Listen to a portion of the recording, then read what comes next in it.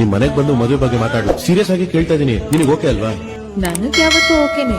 ನೀನೇ ಯಾಕೋ ರೆಡಿ ಇಲ್ದೇ ಇರೋ ತರ ಇತ್ತು. ನಾನ್ ಯಾಕೆ ಅಂತ ಕೇಳಿ. ಇವಾಗ ಹೇಳಿದ್ಯಲ್ಲ, ನಾನ್ ನೋಡ್ಕೋತೀನಿ.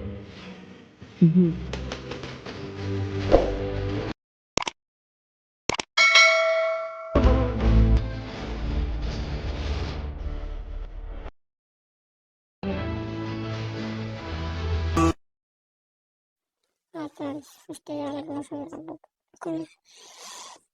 ಆಮೇಲೆ ಮ್ಯಾರೇಜ್ ಲವ್ ಅಂತ ಡಿಸ್ಕ್ರಿಪ್ಷನಲ್ಲಿ ಪ್ರಾಜೆಕ್ಟ್ ಲಿಂಕ್ ಕೊಟ್ಟಿರ್ತೀನಿ, ರಿಪೋರ್ಟ್ ಮಾಡ್ಕೊಳ್ಳಿ. ಇಷ್ಟೇ ನಂದು